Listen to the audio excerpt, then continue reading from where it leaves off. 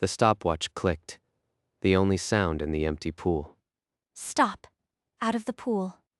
Yuki pulled himself onto the deck, water streaming off his lean frame. Your 50 meters was pathetic. Did you even try? I only joined this club to fill a requirement. Why is she? You're staying after practice. Tonight and every night until I say otherwise. The words cut through the humid air. The entire team heard. The rest of you are dismissed. Practice is over. The swimmers filed past, stealing glances at Yuki. He was the new target. They whispered the known statistic. Her dropout rate was 80%. Wait, what did I do wrong? Everything. You swim like you're afraid of water. I'll fix that. She didn't look back. The sound of her flip-flops echoed until the door slammed shut. She singled me out. But why? I am nobody. The remaining team members gathered their gear, avoiding eye contact. One of them, Captain Sato, paused. His voice carried.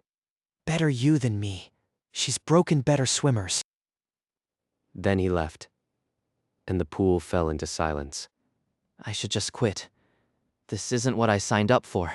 But then the clock on the wall ticked past 8, and the door creaked open. You're still here. Good. Get back in the water. And so began the nightly routine that would change everything. The water was colder at night.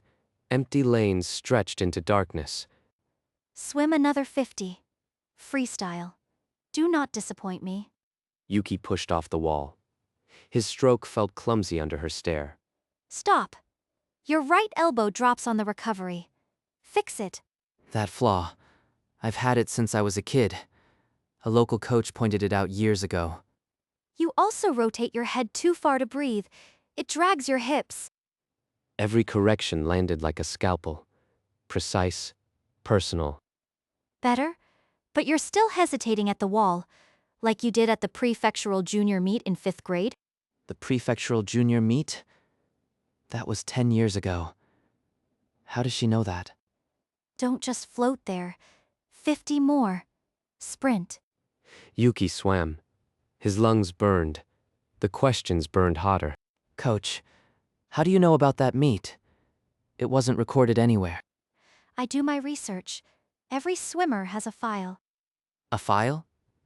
That doesn't explain how she knows something from when I was 8. Get out. Same time tomorrow. Do not be late. She turned away, flipping through a binder, dismissing him entirely. I have no choice but to come back. She holds all the answers I didn't know I needed. The next night, and the night after, the routine repeated. Reina never let up. Her voice was a constant blade. Your kick is lazy. Your core is weak. You have 2 weeks to fix it or quit. She never says quit to the others. Only to me. One more set. Don't die. And Yuki found, to his confusion, that his times were dropping, and he was starting to crave the nightly brutality. By the 4th week, 3 lockers stood empty. Their owners had vanished without a whisper. They were elite. If Coach could break them, how long until I crack? The remaining team members averted their eyes whenever Yuki passed. Think you're special because she trains you after hours? I never asked for it. She just ordered me to stay that first day. You're the reason she's still here, grinding the team to dust. You're her pet project. Pet project? That doesn't explain how she knows my childhood. I'm filing a complaint. She has to go. Yuki's stomach dropped. Sato was serious. Wait, you can't just file a report.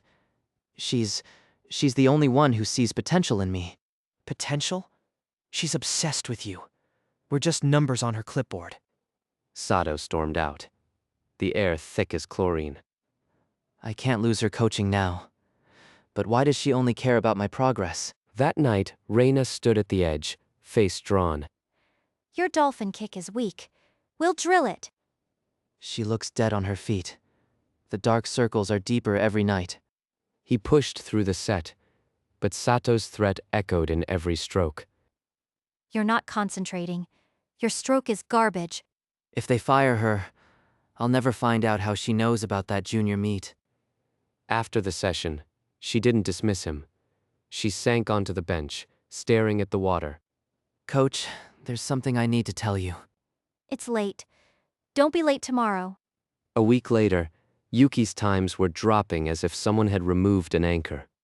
50.3. Still garbage, but you're no longer a corpse. Corpse. That's almost a compliment from her. But your breakout turn is still sluggish, just like at the Midorigaoka Pool Festival when you were 10. Midorigaoka? That was a tiny local carnival. No official timing. How do you know that? I've seen tapes, old ones. Nothing special. Tapes? There were no tapes. Parents filmed on camcorders and never shared them. Enough questions. 50 more fly. Go. Yuki dove, but the session had cracked open a new urgency. When practice ended, Reina retreated to the locker room faster than usual. She's hiding something, and it's connected to my childhood.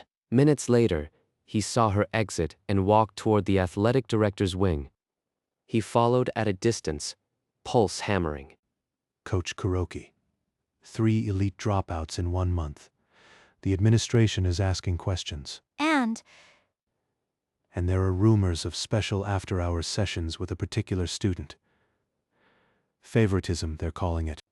let them investigate. I have nothing to say. This could lead to suspension. You're throwing away your career over one mediocre swimmer. Do what you must. But he stays. Yuki pressed himself against the wall, mind racing. She didn't deny it. She's risking her job over me. He needed answers, and the only place to find them was in that office. But not tonight. Reina emerged, locking the door behind her. At 2 in the morning, Yuki stood outside the locked office, a bent paperclip trembling in his fingers. The lock clicked. He slipped inside, heart a frantic drum. The desk lamp cast a yellow glow over stacks of VHS tapes. Labels in her handwriting. Yuki, age 8-10. Yuki, age 11 to 14. She's been collecting my races since I was a child. Beside the tapes, photo albums stacked by year. He opened one. His own face stared back from a faded print. Junior meet, 10 years old. The Midorigaoka Pool Festival, he remembered the sting of chlorine, the roar of a tiny crowd. She's been watching me since before I knew there was a pool. A file folder lay open, filled with race statistics, comparisons, notes in her script. At the back, a folded newspaper clipping. He unfolded it. Olympic coach Reina Kuroki fired after false accusations. Behind the clipping, a photo of her with the national team, smiling coldly at the camera. Olympic coach? She was at the top. Why is she here? She threw away her career. For what? Footsteps, heels clicking on tile. Getting closer. He shoved the clipping into his pocket and ducked behind the filing cabinet. The door opened. Reina stepped in, her face exhausted. She paused, then walked to the desk where the photo album lay open. She picked up the photo of the boy on the starting block, the one he had been holding. Almost. She set the photo down gently, then left without another sound. The next morning, Yuki arrived before sunrise, the newspaper clipping heavy in his pocket. I have to know today. I'll force the truth out of her. When Reina walked in, her exhaustion was visible even from across the pool. Coach, I know you are an Olympic coach. I found the articles. The stopwatch in her hand stopped clicking. So you broke into my office. Why are you hiding here? Why have you been following my career since I was a kid? I failed a swimmer once. He had your same flaws. I won't fail again. That's not enough. What really happened? Why were you fired? It doesn't matter. Just get in the water. It matters to me. You've been the only person who ever believed. The locker room door slammed open. Sato strode in, flanked by 2 university officials. Coach Kuroki, this is a notice of suspension. The administration is investigating. On what grounds? Verbal abuse, favoritism, driving students to quit. Multiple complaints. Reina didn't argue. She reached up and removed the whistle from around her neck. Train without me tonight. Coach, you can't just. But she was already walking, back straight toward the officials. Sato smirked as the door closed behind her. Now I'll never know the full truth. And she's gone. The water lapped against the tiles, the only sound in the silence. Yuki didn't sleep. He was at the library when the archives opened, scrolling through old microfilm. If she was an Olympic coach, she must have trained someone. Someone who can lead me to the truth. A photo from a decade-old newspaper caught his eye. A boy on a podium, holding a trophy. The caption read, "Ren Takahashi, 15, wins National Junior Championship. Coached by Reina Kuroki. Sponsored by Takahashi Sports." Takahashi Sports. That's the same sponsor that funds the national team, and Ren was her athlete. Another article, same year. Local boy disqualified at prefectural meet. Ren Takahashi takes gold. That was my race. I was disqualified for a false start, and Ren got the medal. He cross-referenced Ren's career. After that meet, Ren was sent to elite camps, his times dropping astronomically. They buried me. Someone saw me as a threat and made sure I'd never compete against Ren. He remembered Reina's file, the stat comparisons, the notes on his childhood meets. She had been building a case. She filed a report accusing the sponsor. That's why she was fired. That's why she's here. He sprinted to the athletic office. The hallway felt longer than the pool. The coach's door was ajar. The nameplate had been removed, leaving a brighter rectangle on the wood. Coach? The room was stripped. The VHS tapes, the albums, the stacks of statistics, all gone, except for a single folder on the center of the desk, his name written on it in her hand. She knew I'd come back. She left this for me. The first page was a formal complaint filed with the Olympic Committee, dated 10 years ago.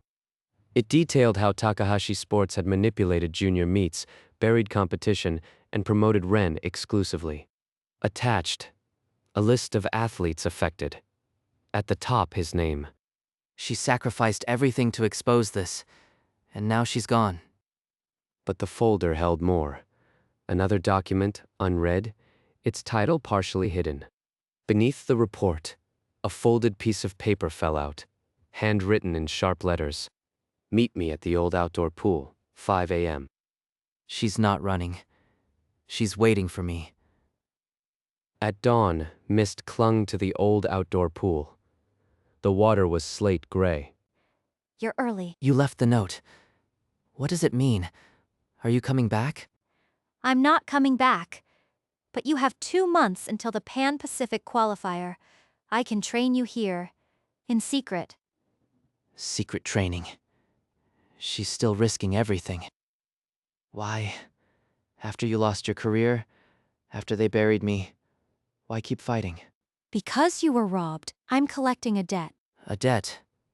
She's not just coaching me. She's avenging me. I don't have all the answers. But I trust you. Train me. Then, get in the water. No more questions. And so before sunrise, the secret sessions began. The outdoor pool was frigid, the air biting. Reina's voice was the only warmth. Your breakout turn is still pathetic. We'll drill it 1,000 times. Yuki pushed until his muscles screamed.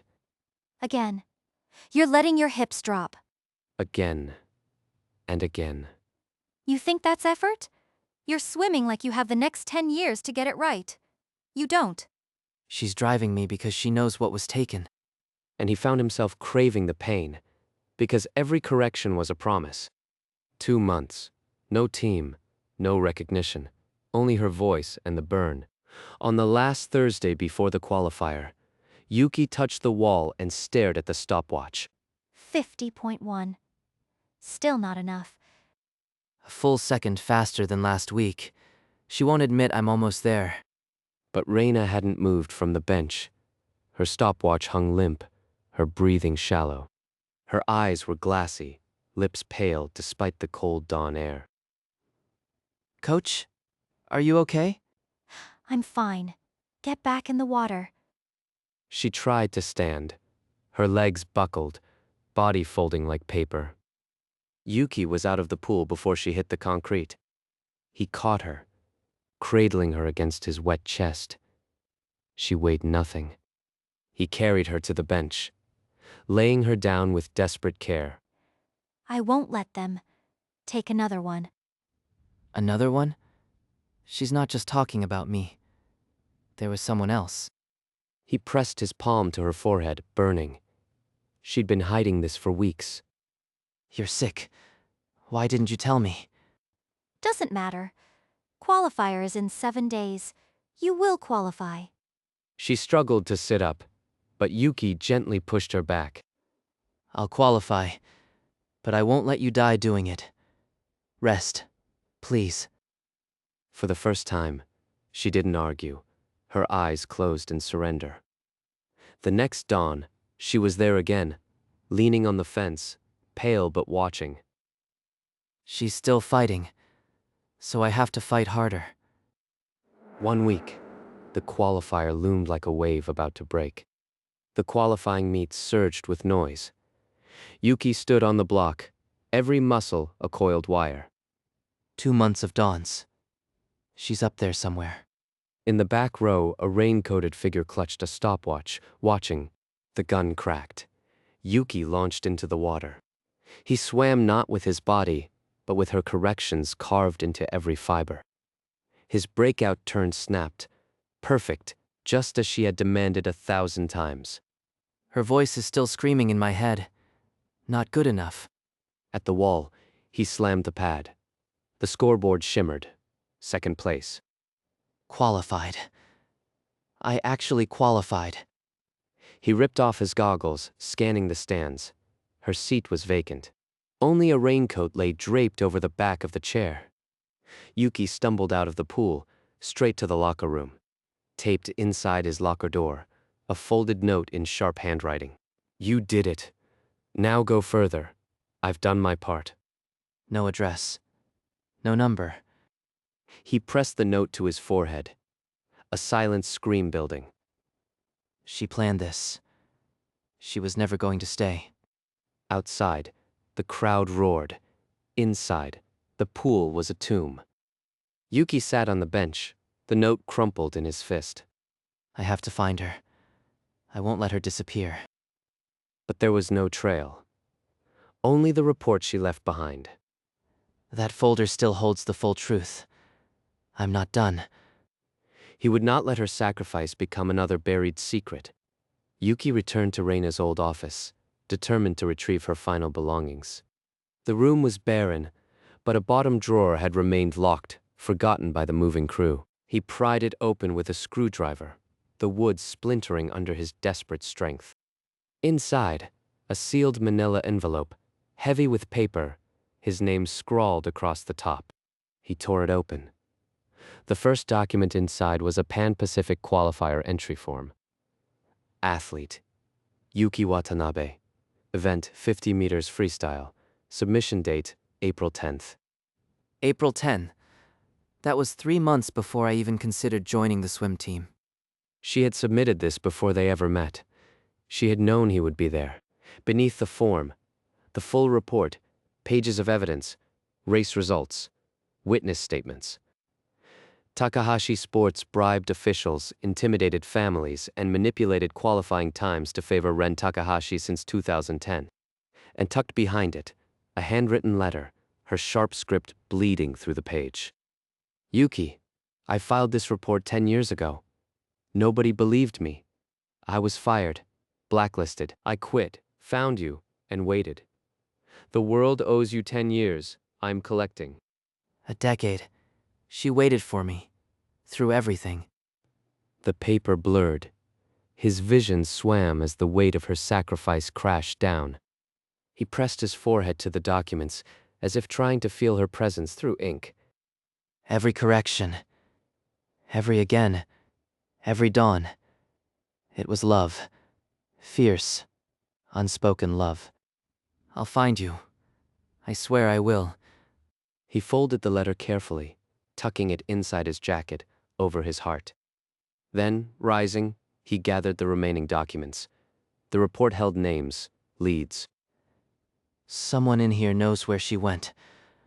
I'll comb through every name. He would not let her disappear into another silent decade. This time, he was the one who would find her. He called every name on the witness list until a former assistant finally answered. Where is Reina? Please, you have to tell me. The answer came like a starting gun. Tokyo International Airport, departing tonight. He raced through the terminal, past confused travelers, pulse roaring. At gate 23, she sat alone, staring at her ticket, duffel bag at her feet. Coach. She turned, eyes widening in disbelief. The folder in his hand, the sweat on his brow. Yuki? What are you doing here? You should be celebrating. I know everything. The report, the qualifier form, your letter. You waited 10 years. You threw away your career. For me. That was my choice. You don't owe me anything. Go back to your life. This is my life. You're the reason I'm still swimming. Don't take that away. I can't be the coach you need. I failed before. She's pushing me away because she thinks she's protecting me. You didn't fail. You were the only one who ever looked at me and saw a swimmer. I was so scared that I'd let them bury you again. Then stay. Be my coach. Let's fight them together. Her composure shattered. A single tear traced down her cheek. You really want me to stay? More than I've ever wanted anything. She nodded, a fragile, trembling yes. The ticket fluttered to the floor, and in the middle of the departures hall, coach and swimmer stood together, no longer running. 1 year later, the Pan-Pacific Final. The stadium shook with thunderous applause. Yuki stood on the starting block, lane 4. The water before him, a glimmering path. Poolside, Reina stood in official team gear. Her stopwatch hung around her neck. She caught his eye and gave a single sharp nod. No smile, but he understood. 10 years of silence. 1,000 dawns of pain. This one is for you. The gun fired. He sliced into the cold water, and the world muted. Flash her voice. Your right elbow drops. He fixed it mid-stroke. Flash the stack of VHS tapes, his name scribbled across them. Flash, her letter. The world owes you 10 years. I'm collecting. He turned at the wall, perfect, explosive. Her 1,000 drills paid in an instant, the final meters. His lungs screamed. She's watching. Right there. I can feel it. He slapped the pad. The digital board flashed, first place. We did it. He looked up. Reina stood frozen, then her lips trembled into a smile. She didn't wipe away the tears this time. Yuki hauled himself out, dripping, and walked toward her. They met at the pool edge, no words for a moment. You collected. We collected. And for the first time, she let him pull her into an embrace, her face buried against his shoulder. Later, in a quiet cafe overlooking the pool, the roar of the crowd had faded to a distant hum. Reina sat across from Yuki, 2 untouched cups of tea between them. She reached into her bag and slid a familiar manila folder across the table. Another folder? You're going to give me a complex. Open it. Yuki flipped it open. An official application for the national team, his name already printed on the first line. His breath caught. He looked up, searching her face. I told you the world owes you 10 years. We're not done. Yuki laughed, the sound light and unburdened for the first time in years. Then we'll collect together. He reached across the table and rested his hand on hers. She didn't pull away. A faint blush crept up her cheeks, the most color he'd ever seen on her. Don't get sentimental. There's still work to do. I know. That's what I'm counting on. Outside the window, the competition pool glittered under stadium lights, empty now. It had been the arena of his redemption, and soon it would be just another pool. Yuki, He turned back. She was holding the stopwatch, the one from the first night. this still works. Don't expect me to go easy. I'd be insulted if you did. They sat in comfortable silence, the folder, the stopwatch, the tea forming a quiet tableau. And in the window's reflection, their silhouettes were framed against the distant pool, a promise not of endings, but of countless more dawns. The swim coach who hated everyone kept staying, and Yuki knew she always would.